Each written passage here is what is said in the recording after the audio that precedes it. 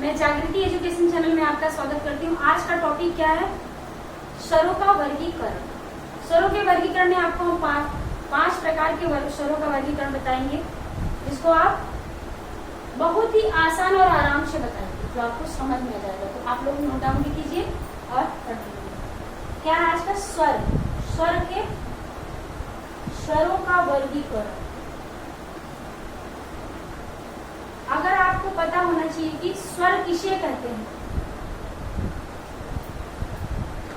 स्वर किसे कहते हैं? स्वर जो किसी भी व्यंजन की सहायता या किसी भी स्वर की सहायता से न बोला जाए, स्वतंत्र हो, उसी को स्वर कहते हैं। पूर्ण रहता है स्वर। स्वर कितने होते हैं? अगर सिर्फ स्वर कितने होते हैं ये पूछा गया तो स्वर हिंदी में कितने होते हैं? 11 होते हैं। स्वर के प्रकार पूछे जाए, प्रकार में आपको वर्गीकरण आएगा कि किसके आधार पर आप पूछ रहे हो। तो पहला आधार है इसमें स्वरों के वर्गीकरण में, पहला आधार है उच्चारण के आधार। किसके आधार पर? पहले तो हम बता दें कितने आधार हम करेंगे इसमें। पहले क्या करेंगे हम? उच्चारण के आधार। इसके आधार पर इसको आप राइट करते चलो। उच्चारण के आधार पर यानी स्वरों को बोलने में लगे हुए समय के आधार पर इसका वर्ग। उच्चारण के आधार राइट करते चलो।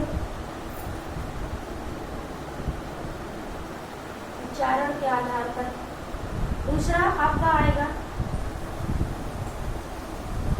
जिह्वा के प्रयोग के आधार पर। किस पे आएगा? जिह्वा के प्रयोग के आधार।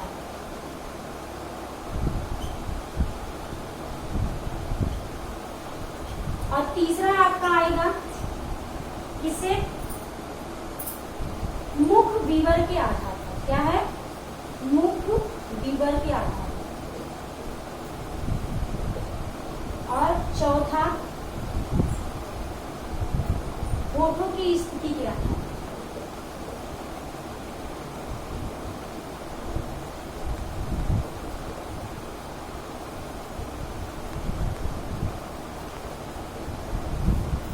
तो पहला आपका है समय के उच्चारण के आधार पर, जिह्वा के प्रयोग के आधार पर, मुख विवर के आधार पर और होठों की स्थिति के आधार पर। ये 4 आधार हैं। कितने हैं? 4 आधार। 1 2 3 4। इन 4 आधारों पर हम आपको स्वरों का वर्गीकरण बताएंगे। तो जिसमें आपका नोट डाउन कर लीजिए, इसको या स्क्रीनशॉट ले लीजिए।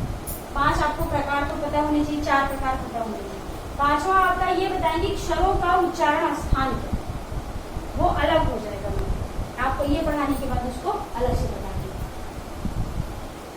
घर्षण के आधार पर भी बांटे जाते हैं, तो प्रायः यही ज्यादा आगे होते हैं। तो पहला आपको हम किसके बांटेंगे? स्वरों के उच्चारण के आधार पर, जैसे कि हमने इसके पहले वीडियो में बता दिया है। पहला क्या रहेगा आपको? स्वरों के उच्चारण के आधार पर।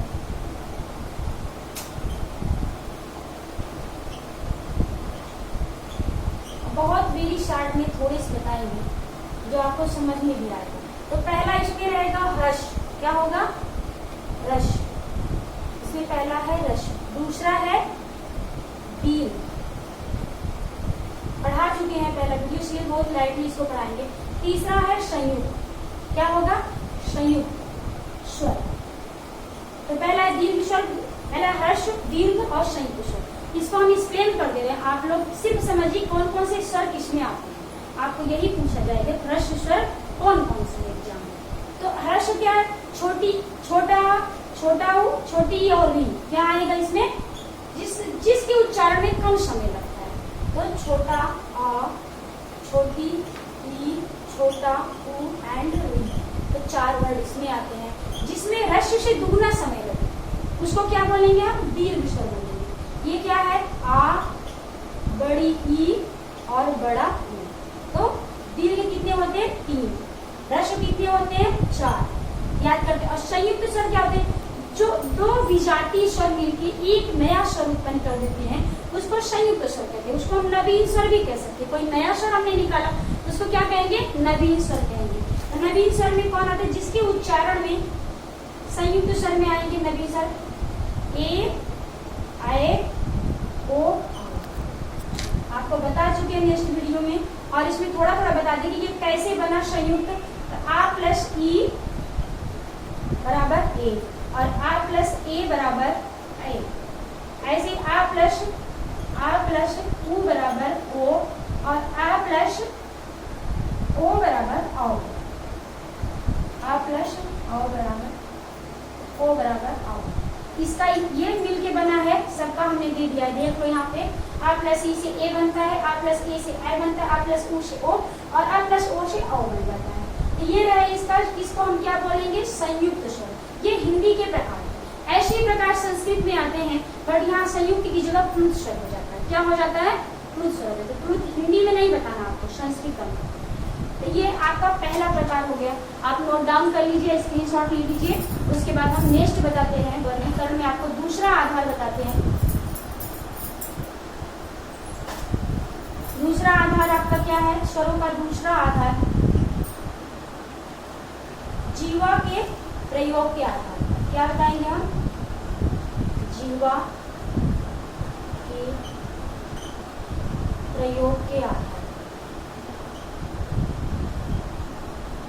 अब जीवा के उत्थित स्थान के आधार पर, उत्थित स्थान भी आता है या प्रयोग आए तो आप वही समझिएगा। इसमें भी हमने 3 भागों में बांटा है। कितने भागों में बांटे हैं? 3 भाग। जीवा के आधार पर हमने 3 भागों में इनको डिवाइड किया है। ये रहा आपका टर्म, देख लीजिए। इसमें हमने 3 भाग करे। ये रहा, पहला क्या है? अग्र, और ये क्या है? मध्य, और ये पश्चिम। ये जीव है, टंग है, इसके अग्र भाग में कौन सा स्वर बोलते हैं? मध्य में कौन बोलते हैं? और पश्चिम को बोलते हैं। तो पहला आपका क्या है? अग्र भाग। अग्र भाग में क्या आएगा? अग्र में और जिनका उच्चारण हम जीवा के अग्र भाग से करते हैं। ई उ, इसमें आएगा ई ई उ री, आ ई ए आएगा। क्या आएगा? आ